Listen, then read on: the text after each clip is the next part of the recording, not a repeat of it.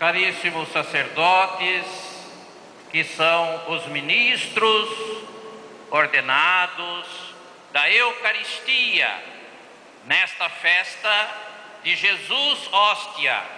Sem o padre não há a Eucaristia, não há missa.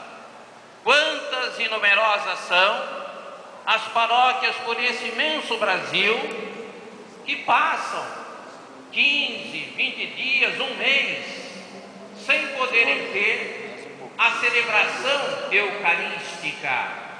Mas a Igreja, como mãe mestra, dispõe também dos leigos, os ministros extraordinários, que fora da celebração eucarística realizam em muitos lugares a celebração da Palavra de Deus com a Sagrada Eucaristia, e o fazem também levando aos enfermos.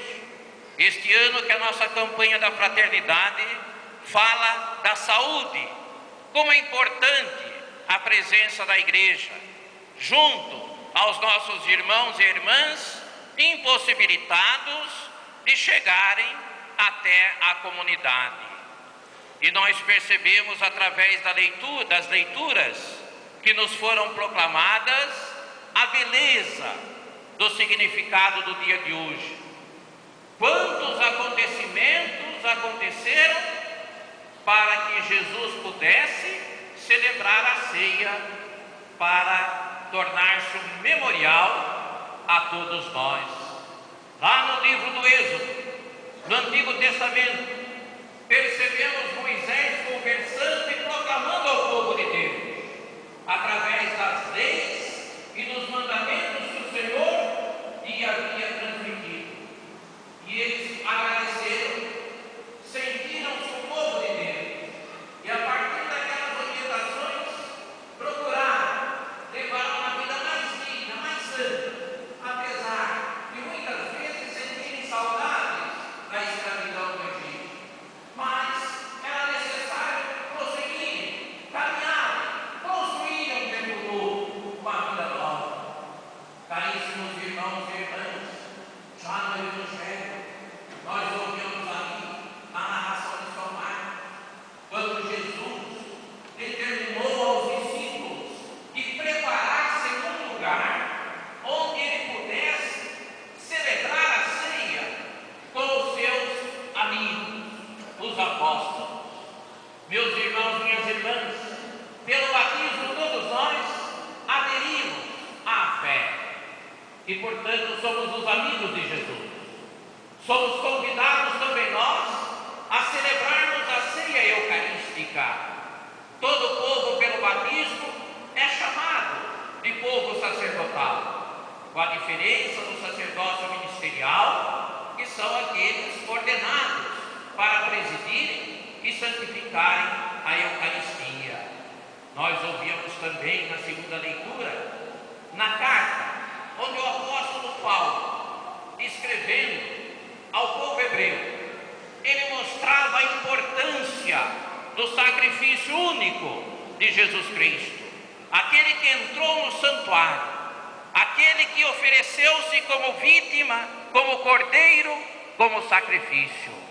E Jesus disse: tomai e comei, tomai e bebei. Irmãos e irmãs, em todas as missas é um momento muito importante. Nós não podemos cair na rotina ao sermos convidados à ceia do Senhor, quando o celebrante diante de nós afirma dizendo: o corpo de Cristo.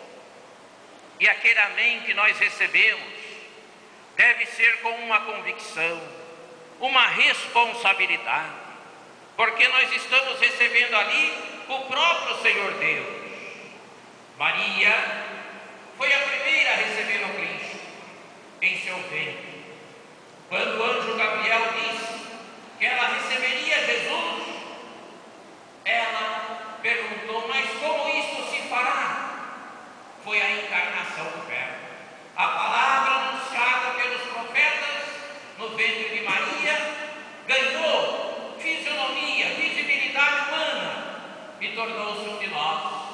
Jesus assumiu a nossa condição, menos o pecado, e nos deixou a Eucaristia.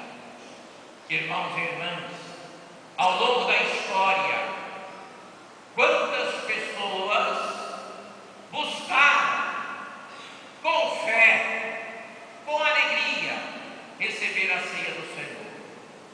É verdade que houve momentos em que uma espiritualidade mal dirigida, uma orientação errada por parte de alguns, isso lá pelo século XIII, século XIV, fez com que muitas pessoas fossem à missa, à celebração eucarística, mas não mais comungassem, porque tudo era pecado. Então, as pessoas tinham medo de receberem a Jesus de uma maneira em que elas não estivessem totalmente preparadas. É claro que nós devemos estar preparados para receber a Jesus, mas o pietismo com que se falava naquela época distanciava por demais as pessoas.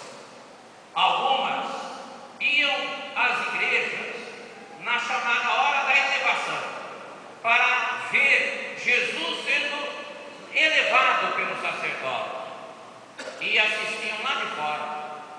Por isso, também a tradição da campainha do sino bater-se naquele momento, para que as pessoas se voltem e percebam que aquele é um momento maior, é o momento da transubstanciação, em que o pão e o vinho transformar-se-ão no corpo e sangue do Senhor.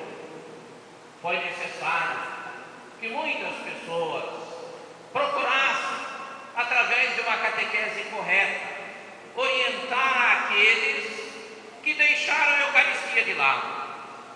Uma religiosa chamada Juliana, numa cidadezinha da Bélgica, Liege, na paróquia de São Martin, era o ano de 1230. Ela propôs ao pároco que era necessário fazer com que as pessoas se aproximassem mais de Jesus Eucaristia. Então, pela primeira vez, realizou-se uma procissão interna dentro da igreja de São Martin com a Eucaristia. 17 anos depois, em 1247, já em toda a Bélgica, realizava-se esse gesto extraordinário.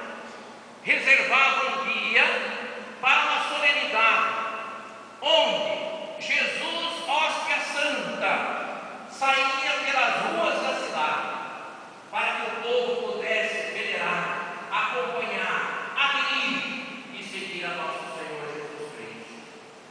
Mais tarde, em 1264, o Papa Urbano IV acolheu esse pedido. Não só acolheu, como através do decreto determinou que fosse com toda a solenidade realizada a procissão de Corpus Christi, a procissão do corpo de Cristo, do corpo de Deus, e fixou 60 dias depois da Páscoa da ressurreição.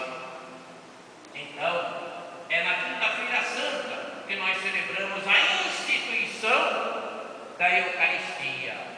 Mas, como o dia seguinte já se celebra a paixão e morte, a igreja sabiamente achou por bem esperar de todos esses acontecimentos festivos, o tempo pascal, a ascensão do Senhor, o Pentecostes, a Santíssima Trindade acontecesse, para que na primeira